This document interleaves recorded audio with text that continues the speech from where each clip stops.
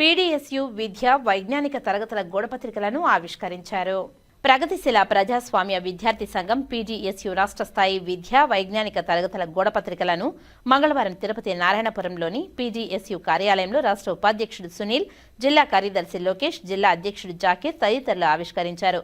ఈ సందర్భంగా వారు మాట్లాడుతూ ఆగస్టు 4, 5, 6 తేదీలలో నంద్యాలలో రాష్ట్ర స్థాయి విద్యా వైజ్ఞానిక తరగతులు జరుగుతున్నాయని తెలిపారు. ఇందులో రాష్ట్ర విద్యారంగ పరిస్థితులు, కర్తవ్యాలు, పీడీఎస్యు నిర్మాణం, పని విధానం, సోషల్ మీడియా ప్రభావం, ఫలితాలు, దుష్ఫలితాలు, జాతీయ, అంతర్జాతీయ పరిస్థితులపై నాయకులు వివరిస్తారని తెలియజేశారు. ఈ సమావేశాలకు విద్యార్థులు హాజరై జయప్రదం చేయాలని పిలుపునిచ్చారు.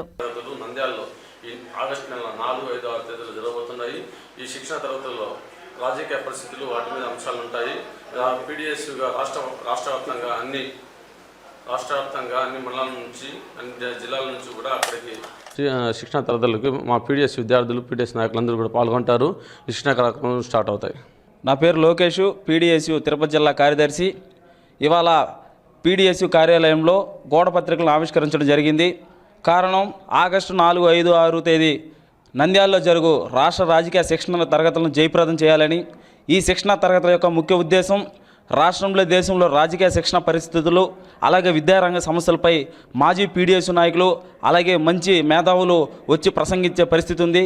దీంట్లో విద్యార్థులు ఖచ్చితంగా పాల్గొని వాళ్ళు పలుకుతున్నటువంటి మేధస్సుని వినిపించుకొని వాళ్ళు ఈ దేశ అభివృద్ధికి ఏ విధంగా తోడ్పడాలనేది కూడా ఆలోచింప చేయాలని చెప్పేసి కూడా ఈ యొక్క కార్యక్రమం ద్వారా తెలియజేసుకుంటా ఉన్నాం.